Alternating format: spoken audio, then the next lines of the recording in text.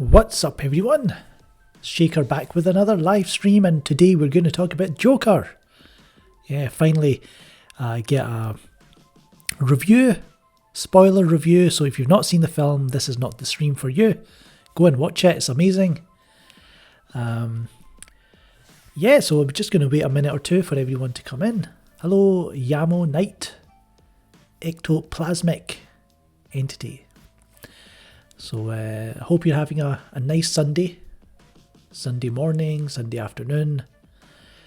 And Joker, I watched Joker on Friday. Still thinking about it, planning on watching it again, hopefully in IMAX this time. So I'll probably do that soon. And I loved it. I thought maybe it's going to be overhyped. Let me get the poster up. I love the poster. This one here. There you go. Or maybe I can move the chat up here. No?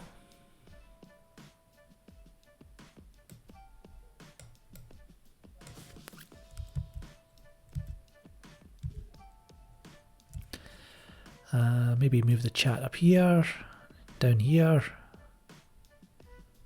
Yeah, maybe down here. So, Todd Phillips, oh my god. This guy came from comedy.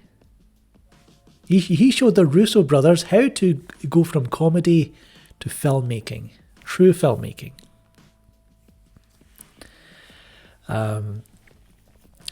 Like I say, I thought the film was going to be maybe overhyped, but as soon as I finished watching it, I came home. I hadn't even thought about the score, the rating of the film. Usually when I'm watching a film, I'm thinking like, is this a 3 out of 5? Is it a 3.5? Is it a 4? Usually I think about that a couple of times during the film. Or when the film's ended, I think I give it a kind of rough rating. Joker, I came home. I was like, wow, that's a good film. Let it, thought about it. Then I was like, wait a minute, I've not even given this a score yet. And it was like, this is a 5 out of 5. There was nothing about it that I didn't like. Direction was brilliant, camera work, the framing, the camera, the kind of colour palette, everything throughout the film. I know Todd Phillips said he was inspired by Chantal Akerman, a Belgian director, and I saw some of our kind of work, and it was looked very similar. The film's supposed to be set in 1981, but it still has that kind of 70s touch to it. Lady Genevieve here, she says, saw it opening night, thinking of doing a review, but I'm still at NYCC with loads of work to do. I see Genevieve, she finally met, what's that guy's name? That actor she's a fan of. So yeah, Toby Kebbell, that's it. So of course Movie Blob hated it. That's what he does. This film holds a mirror. Dr. Ooze said it, a few others have said it. It holds a mirror up to the kind of American society, right? The problems with it, the illness of it, the illness within the society. And you have the people on the left. No, we don't have these kind of problems, no. Because we don't want to solve the problems. We want to deflect attention away from the problems and point the finger at something else. Whether it's the media, whether it's the left or the right, whoever it is. They don't want to solve the problems. They want to point the fingers at each other. So this Joker film is very, dealing with, portraying mental health. It goes some very dark places that you think, man, it cuts, what was the phrase? It cuts to the bone, cuts through to the bone, something like that. And yes, it has some very violent scenes, but I think the film could have gone a bit further. I thought it could be more violent, but I don't know. The score, the musical score by, sorry, what's her name? Hildur Gotudinir, something like that. She's Icelandic. And her score was amazing. Deep, menacing, rumbling, kind of. She did the score for Soldado, the sequel, Day of the Soldado. So let me just clean up this. Let me take the chat offline. Sorry about that, guys. But Genevieve says, to be honest, I was bracing myself for it to be more shocking or scary or dark, but it didn't really do anything like that. It's just about the main factors that are correlated with mental illness. I'll tell you though, that first subway scene, the first scene in the subway when the, Thomas Wayne employees are, harassing that woman, and, Arthur Fleck in his clown costume starts laughing. He has this condition. He says he has this condition, but you're like, is it a condition, or is this just the Joker trying to come out of him? So he starts laughing uncontrollably, and the guys are like, they start looking at him like, what's so funny? And then the music, the sound mixing, the subway noise, that scene was so intense and so, to me it was more horror than a lot of horror films that I've seen this year. So I loved that scene. James Contreras says that the violence was just right. We didn't need there to be a slugfest. Fair enough. Yes, the subway scene was great. The second train sequence, when all the clowns are there, and after the chase, during the chase, the two cops, they're after Arthur, and he gets on the train, and there's a scuffle, there's a gunshot, and all that. That was also, again, really well done.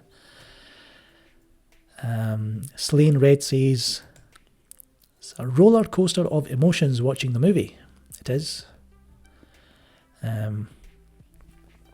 Mark Kermode said it's reminded him of King of Comedy. Yes.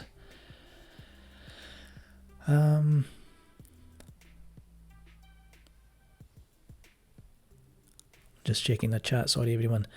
So so much to this movie. I want to watch it a second time because I gave this movie a 5 out of 5. You might have seen Shorty McShortbread's first reaction. He came along with me as well. He behaved.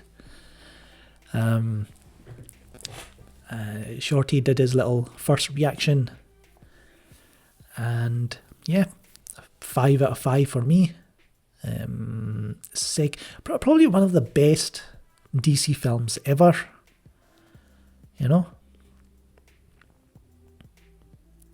It's up there with the Nolans. It's up there with the Tim Burton's Dark Knight, Batman. It's even up there with Man of Steel. And I mean, it's a different type of film, obviously, but it's up there with the best of DC films. So yeah, like I say, I love the score, love the direction, and of course Joaquin Phoenix's performance. Bloody hell, he goes from, this kind of seemingly nice guy trying to do the right thing, but slowly just even right at the end when he's on the talk show. What's his name? Robert De Niro's Murray Franklin, I think his name is. He's on that show. And let me change the music. I don't like this track. Yeah. So he's on the show, and he's practiced this moment. He's rehearsed it, and even still in that scene, Arthur Fleck, even as the Joker, he's not fully, he doesn't seem totally confident. He still looks like he's losing it. I mean, fair enough, he's just, I think this is him coming straight from the chase, from what I remember, from the train scene. And he's still fully kind of trying to hold it together. I love that scene. It's so intense. And at first you think, is he going to shoot himself live on TV? But no, he shoots Robert De Niro instead. Zazie Beetz. Lady Genevieve, she says, the twist was so obvious. I think you're talking about the Zazie Beetz twist. Yeah, I was like, I know where this is going. That I've seen a couple of films similar, like Fight Club or something like that.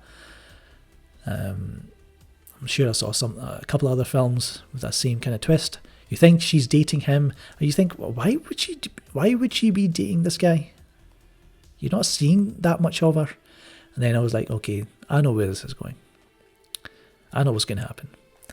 So even still, it was still effective. So someone who's not kind of used to, they've not seen that many films, don't expect that twist to happen. That must have blown their minds. I go, ah.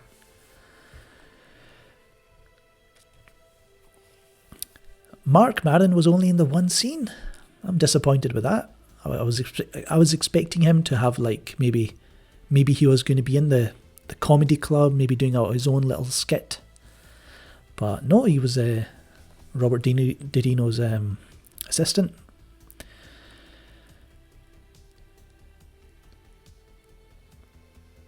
Hemi Contreras says, yeah, I wish they didn't spoon feed the twist with Sophie.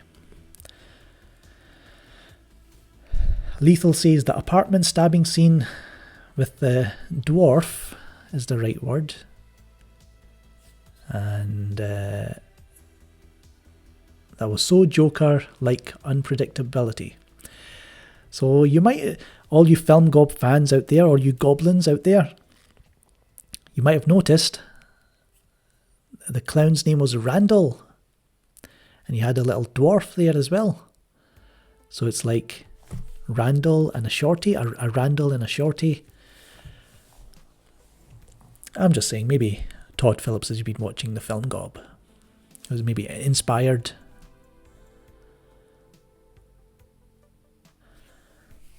But that scene, he has the scissors, right?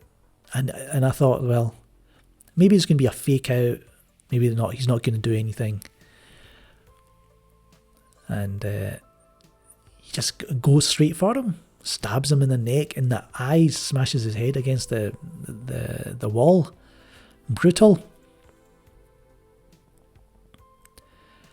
And you have the poor English dwarf guy. He's like, no.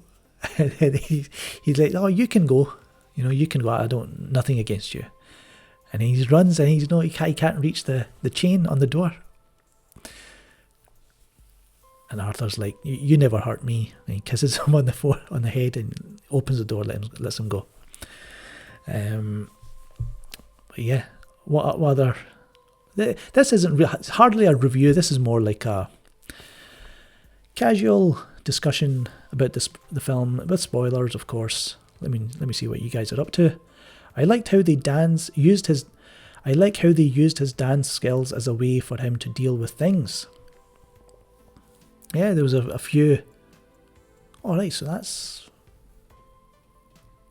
He was trying to kind of calm himself. There's several scenes where he's kind of doing that kind of movement, dancing. So, yeah, I really like that as well. Final 20 minutes is very memorable. So from the talk show, and he goes up to the camera. That's life. Well, we can't complete it. They cut him off. That was quite funny. Then from there, he gets arrested. He's in the police car, which is great to very similar to the Dark Knight, and then there's a ambulance. All the riots are taking place. All the clowns have been inspired, and they're out in the streets fighting. And an ambulance crashes into the cop car, drags out the Joker, and he stands there on top of the. Finally, he kind of comes round and gets on top of the police car. He stands there in front of his Joker thugs, his army, his clowns, and he's had the blood all over his mouth, so he kind of paints it into a smile. Epic. Probably one of the best. It's such a good, great ending, origin story. And during that scene, you had a one thug. He sees Martha Wayne and Thomas Wayne, and he shoots both of them. And then I think it's right at the end, when Arthur is now in Arkham, and he's laughing, and then cut back to Bruce Wayne with his dead parents. I thought that cutting back to that while he's laughing was amazing. That cut was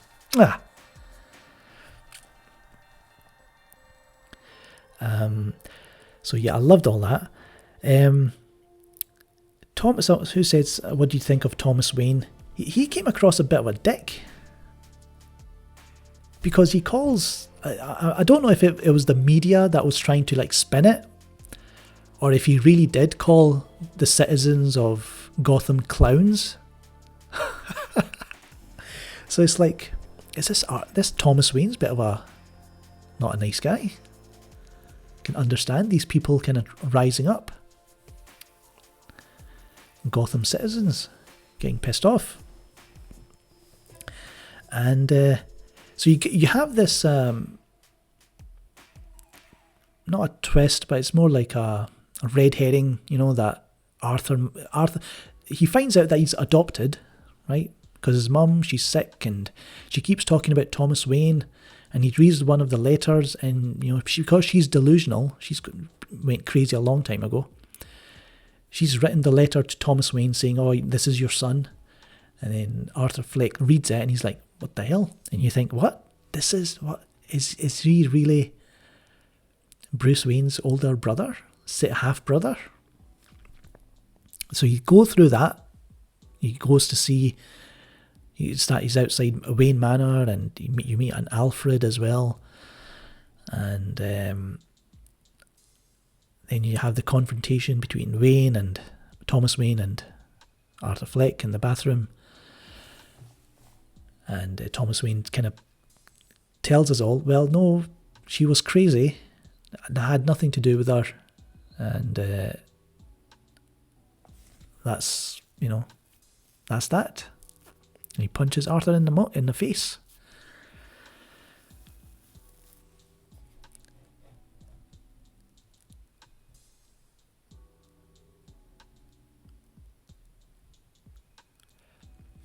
Lady Genevieve, I think you should do a quick review. You could do a quick, short reaction. And then you can do a fuller review when the DVD comes out.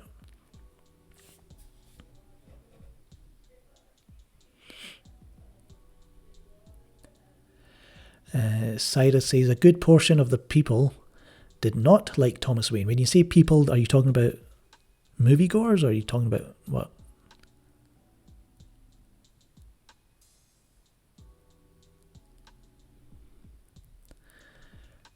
David Morris says, kill the rich.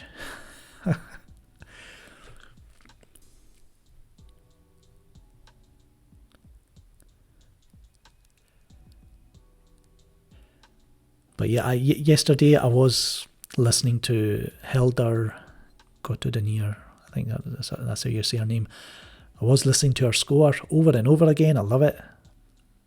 Dark, menacing, almost kind of industrial, but mainly cello effects, distortion.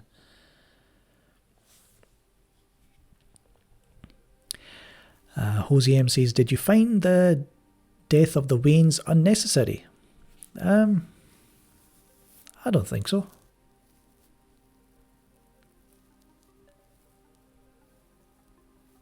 I mean, it wasn't needed, but it was, nothing against it.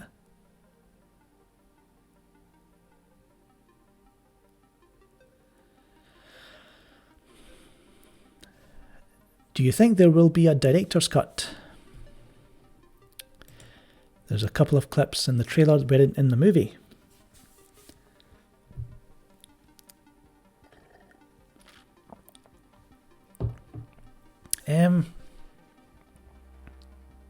They could be. I mean, I don't think there was that much in the trailer that would affect the story. I mean, I think it was just an extra few frames in each scene, maybe, that you can see in the trailer. Like when he's walking down the hallway, they don't show him from the front, they should just show them from the back. Little things like that. You get what you deserve. Classic. I did a song, well, not a song, just a piece of music some time ago. What was it called? Everyone Gets What They Deserve, something like that.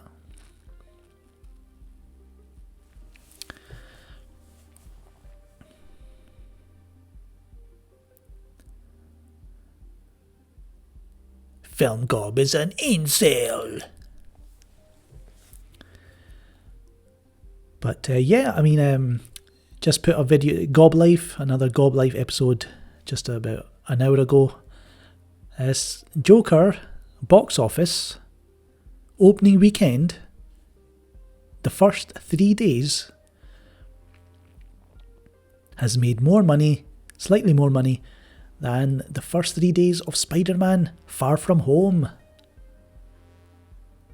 Think about that. An R-rated comic book film made more money in the first 3 days than Spider-Man Far From Home's first 3 days. You think about that, Warner Brothers.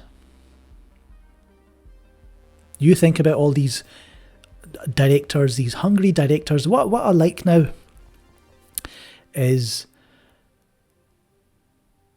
now that Todd Phillips has done this with the Joker, and granted, Joker is a very popular character. Heath Ledger did it, Jack Nicholson's done it. So it's like, still, it's an R-rated film that's got this much excitement, this much attention. Now directors, all these directors out there, might look at this and go, maybe let me try one of these DC characters. Let's see what I could do. Maybe a David Fincher directed Penguin film. The Penguin mafia boss reimagined, in a David Fincher type film.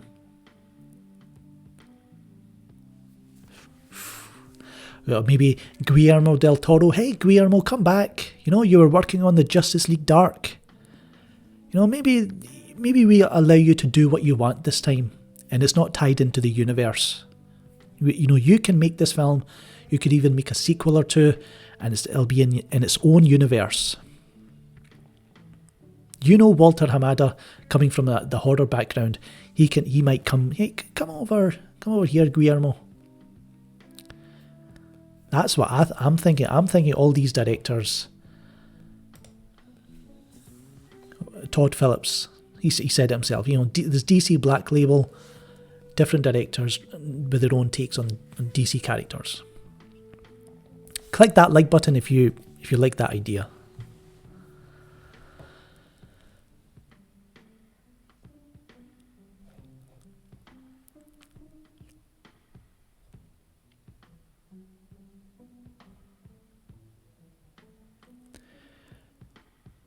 David Fincher Spider-Man. I don't think that's a good fit. A Brainiac film made like Event Horizon, says Shadow Vessel.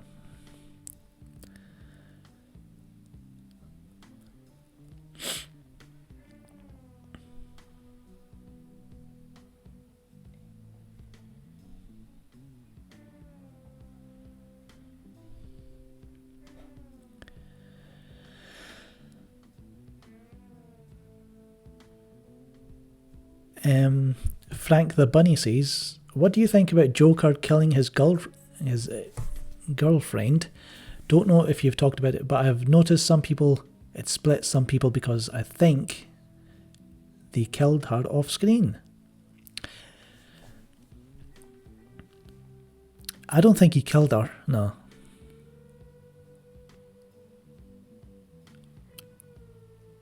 Like I said, the twist was kind of, building, and I kind of noticed that's where it was going when it happened. I was like, okay, they don't show any blood on him. I thought they might show him maybe washing his hands and his blood on there or something like that. But I don't think he had gone to that level by then, I think.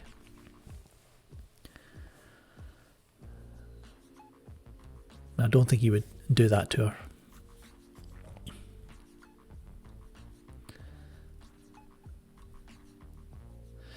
Darren Aronofsky Sinestro.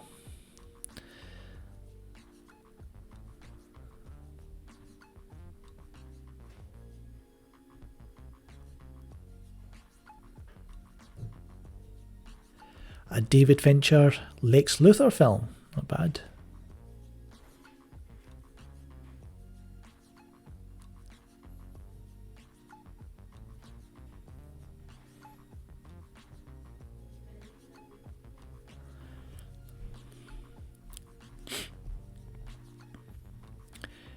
James Contreras says, give me a Black Label Riddler.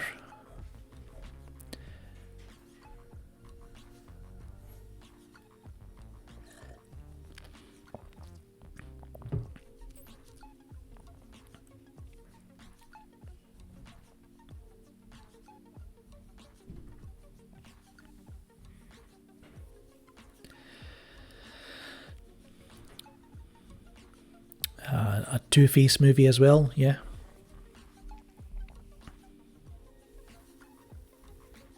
A Michael Bay Lobo film.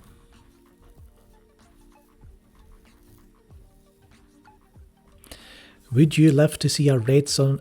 Yes, a Superman Red Sun film in this DC label, but I think that would need a little bit of special effects. That's going to raise the budget. No, I don't think Joker will reach 1 billion, but because I heard it doesn't have a China release because they don't release R-rated films there or something weird.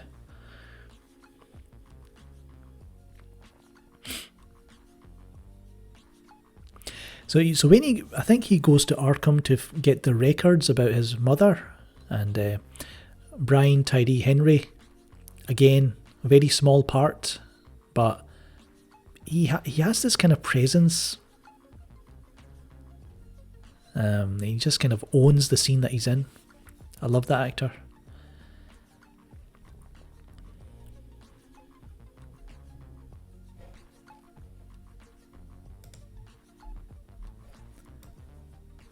Thank you very much.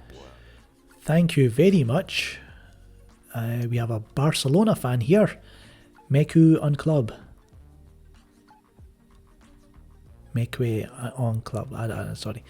Joker made $234 million opening weekend worldwide. 93.5 domestic. The Arthur in the fridge. Thank you for the super chat.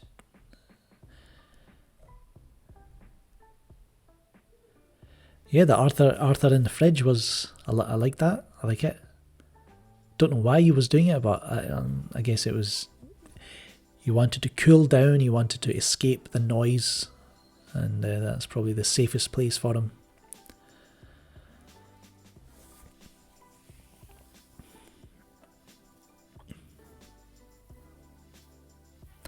Now, I was thinking, because this film is set in 1981, right? Bruce Wayne would be 8 years old, right? I think that's accepted that, yeah. Bruce Wayne was 8 years old when his parents are murdered, so that was 1981 in this film. Batman Begins came out in 2005. By the end of Batman Begins, you would say Bruce Wayne is 32 years old. So that lines up, 81, 8 years old to 2005, 32. Now, you could almost say that this Joker could be, a younger version of Heath Ledger. Because if he's been captured, put in Arkham, he's been locked up in Arkham all that time. His legend, his myth has kind of died down. Criminals kind of, all the kind of criminals and mafias and all these people, they've built up, they've taken over Gotham. While Thomas Wayne is dead and all the good guys have kind of left or gone, whatever. And then when the Dark Knight starts, when Batman Begins ends,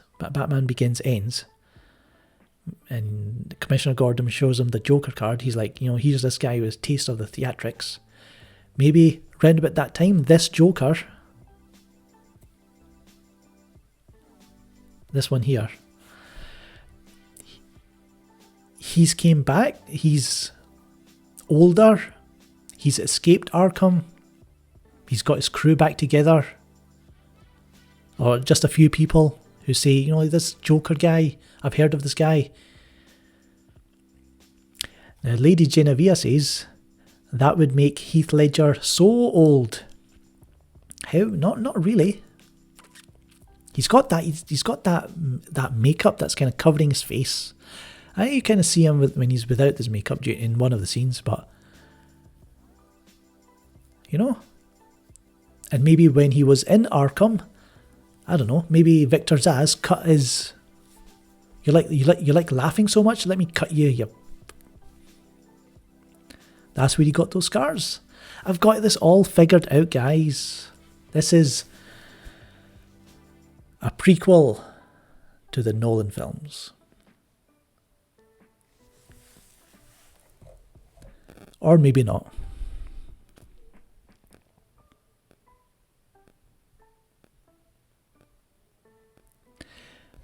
He hated his father.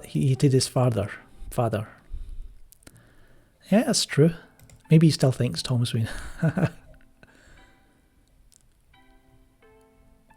What do you think about that theory, guys? What do you think?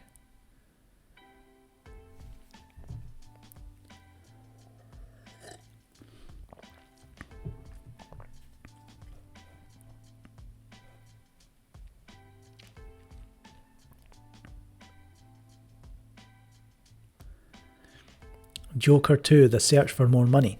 So I don't think there'll be another sequel. I don't think there will be a sequel. Even though Joaquin Phoenix has said he enjoyed it and he never say never, maybe doing it again. He said, if it was down to him and Todd Phillips would still be making more scenes with this character, see where it goes. But what kind of Batman would this world that they've created, what kind of Batman would be in this type of film, this kind of realistic, gritty film?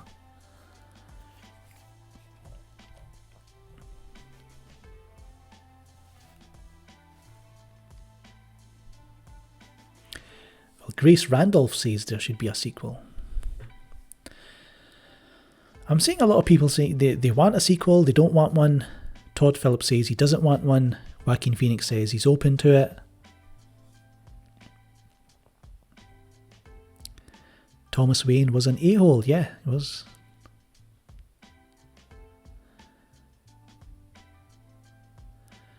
So I had a great Friday, everyone. I woke up, I was like, yes, I'm going to go and see the Joker, but not just that. Martin Scorsese comes out and says the MCU is like, their movies, they're like theme parks. And I was like, thank you, Marty.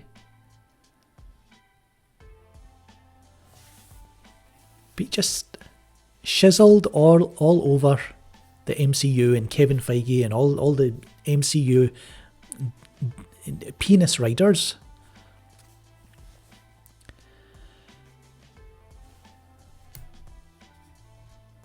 They got wrecked. Yes, Lethal Marty wrecked all the MCU tubbies. He says these films are not cinema. And he's right. They're like McDonald's. They're like, you watch them and you're like, okay. And then you forget about them.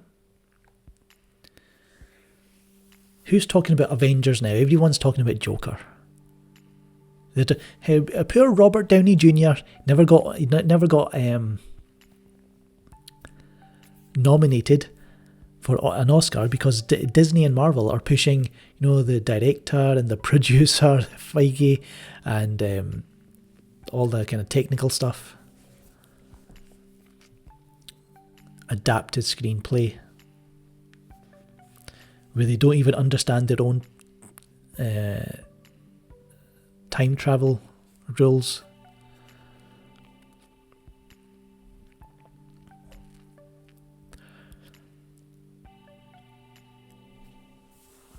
Now, I'm sure Martin Scorsese is not saying every film needs to be this kind of high art kino cinema, right? But at least make something look cinematic and make it memorable, at least.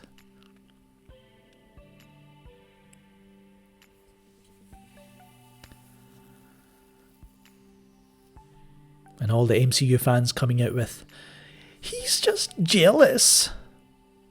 He's jealous of the MCU's success. What films has he ever done?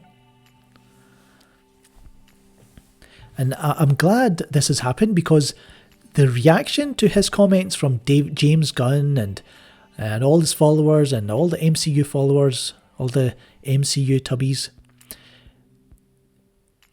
because of them coming out and behaving the way they're doing with saying, oh, he's jealous, or what films has he ever done, and all this, people outside of the comic book movie fandom are now looking at these MCU fans and thinking, what, these people are nuts.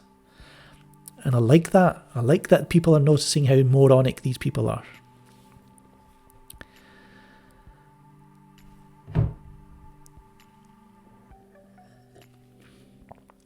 So, in summary, I loved the Joker. I gave it a 5 out of 5. What's the negatives about the film? I would say maybe it can be a little bit heavy-handed, and everything that could go wrong does go wrong to this character. But the message that the film's sending out about mental health and how people treat these kind of people and what can happen if you don't, help these kind of people, or society and the media, how they behave, their behaviour. And Todd Phillips has been proven right. Look at the way the media's behaved. They've been hoping for some mentally ill person to do something at one of these cinemas. They've been hoping for it, which is disgusting behaviour from these professionals. So I love the message of the film. I love the performances, everything. The plot, very simple, but story, all that's very simple, but don't care about movie blob.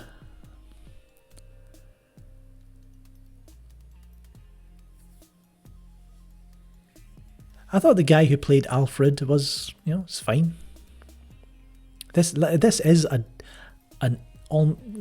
in a way an Elseworld story. We're getting a Joker origin film, but even still, you find out he was adopted, so you don't really know who he's from, where he's from. he was adopted. Arthur Fleck is just a name that was given to him by his, stepmother.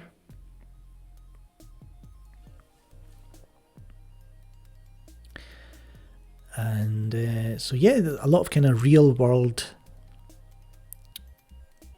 themes in the film about child abuse and things like that.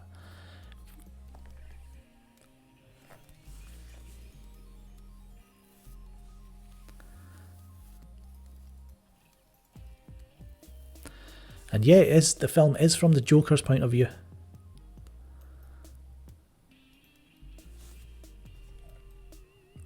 And I don't know if the film kind of sympathizes with the character, or it kind of... I think it was Mark Kermode, he says, it's not sympathetic, you think he's a pitiful character. So you pity him, but he still does some horrible things, like he shoots a TV show in the face, Robert De Niro.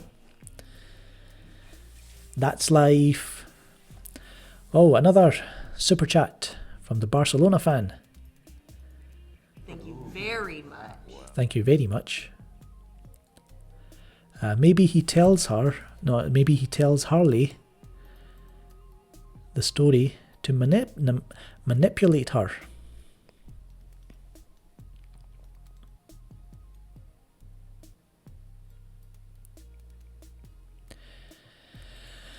Now, the scene where early on, like right at the start of the film, when I think it's the psychiatrist, social worker woman, she asks, she asks him a question, and they cut to Arthur in Arkham, banging his head against the wall. Now, is that a flash forward or is that a flashback?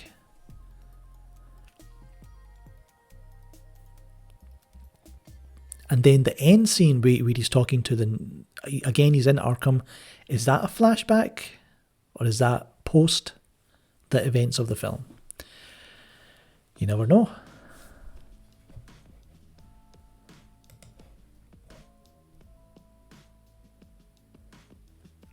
I don't think Mark Kermode is a shell. He's more of a... I mean, he does kind of... He goes easy on the feminist type movies. Sometimes he does kind of mental gymnastics trying to defend, oh yeah, I quite like this women-led this feminist type film, whatever. Or if it's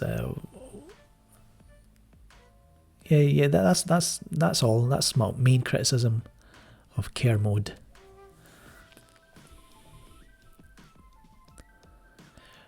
Todd Phillips says this was a one-time thing. And yeah, Joaquin is open to play the Joker again. Yes, I will be catching it again. Said earlier, hopefully IMAX. I want to see it in IMAX because I want to see that train, that first subway scenes again, with the noise, the rumbling, the score, the kind of the gunshots. Do your best English accent. I think I would offend people if I did it.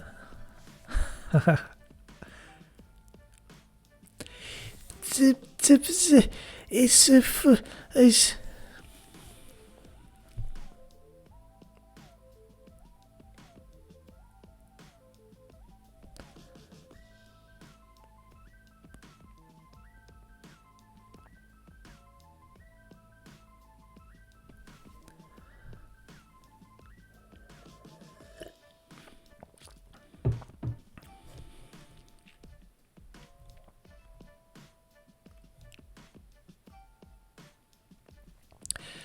one step further than Too Far says, gotta be a flash forward. They wouldn't release a patient who murders a state board physician.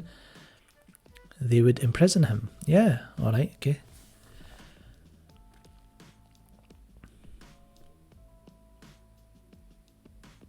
But was he in Arkham before? Then they let him go. Then he went back at the end of the film. Then he murdered that physician. Why was he in, like, if it was that very first flashback, if it was a flashback in the opening scene, why was he there? Again, I can't remember if they mentioned that or not.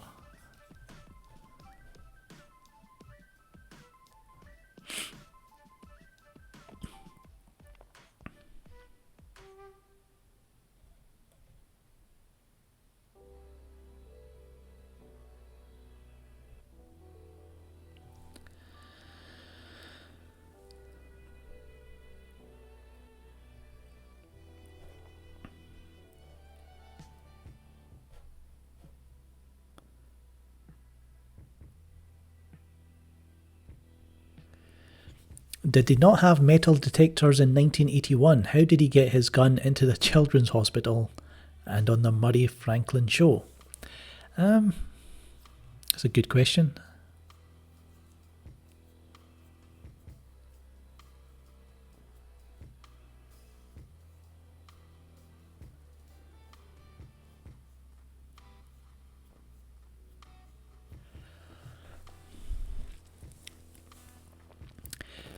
One step further says, is the Martian Manhunter stuff legit? Well, Zack Snyder posted it, and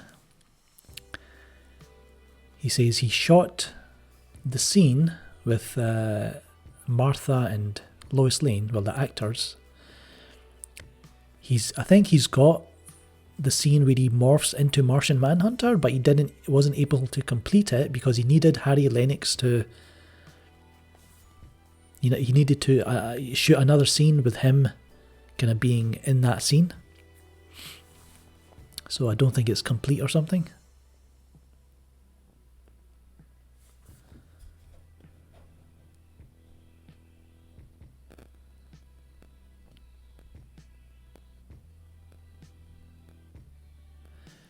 Also, how did he get footage from the random comedy club is the only thing I can think of, given it's 1981. I'm sure someone had a camcorder,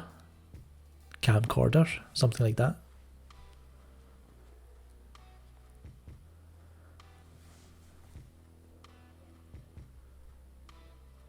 They showed the possibility of the comedy club being filmed due to comedians making it big.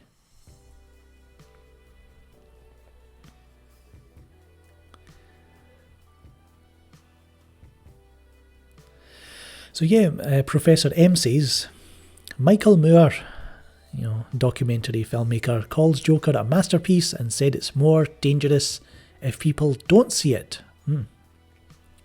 I would agree.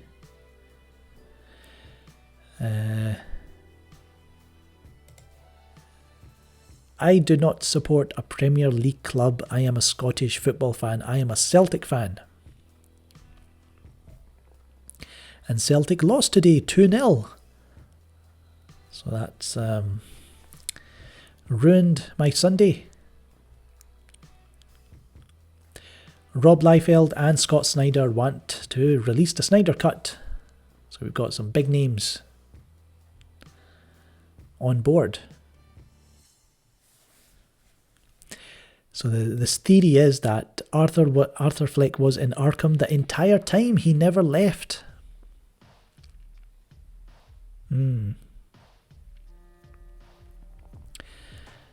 Yes, the final 15 minutes are electrifying.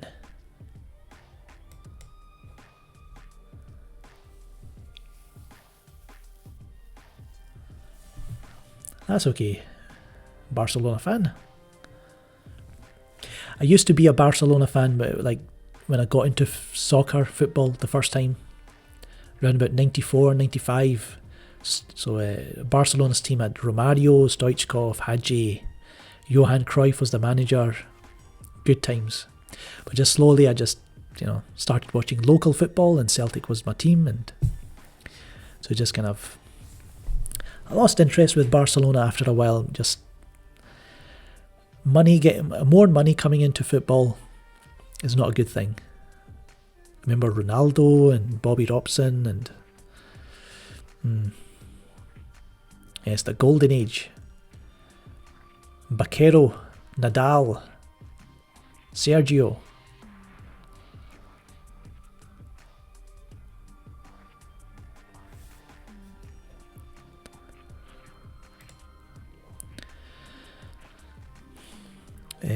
No, Mr. Rogers was never part of my childhood. I know it's an American show, so it was popular in the US, I think, but I don't remember it being shown here in the UK. I think Tom Hanks is playing that character.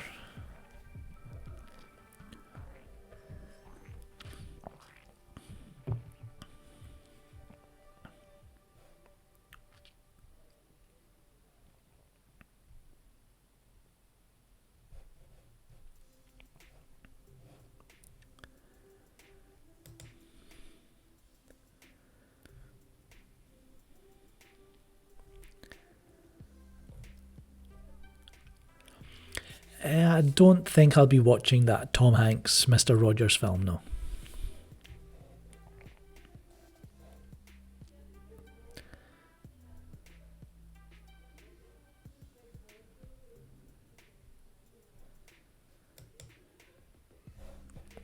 So I wouldn't say I've covered everything about the Joker film, and I want to watch it again. So I hope you've enjoyed this live stream, this spoiler review. Talked about different things in the film, but could have gone deeper, but I need someone else here to kind of maybe Dr. Ooze. I should have invited either Dr. Ooze or maybe Lady Genevieve. We could have done a joint spoiler review. But yeah, there's a lot, like I said at the start of this review, there was a lot in this film that was very, I don't know the terminology, is it close to the bone? There's a lot in this film that kind of cuts deep when it comes to kind of mental health issues and these kind of things. Hello, Emmanuel. Here comes a new challenger. Emmanuel Nikar just subscribed. Thank you. Don't even know if you're watching the stream, but thanks. So yeah, love this Joker film. You could go much deeper, maybe in a second watch. I'm going to look out for things that I've maybe missed. But it's a very, very thoughtful film. It's very emotional, violent. Well, Lady Genevieve is down for maybe another discussion about Joker, maybe next week.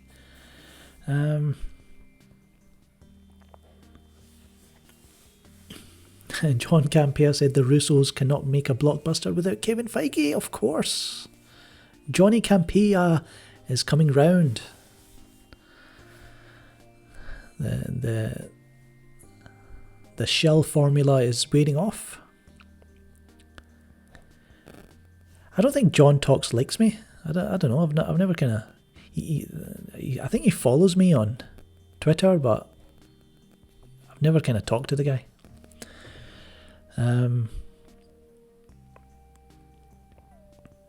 But yeah, anyway, we'll leave the live stream there. Of course, you can follow me on Twitter, Facebook, Instagram, Letterboxd, Twitch, Discord. If you want to support us, you can also do us. You can also support us on patreon.com/filmgob. Subscribe if you haven't already, like Baby Darkside would say. Smash that mother effing subscribe button. But yeah, hope you have a nice Sunday, rest of the weekend. Maybe go and watch Joker again. I might end up watching it 3 times. But let me get the second viewing out the way. But click that like button, share, subscribe and all that. So I'm Shaker, and I hereby rename the month of October Joketober. Catch you later.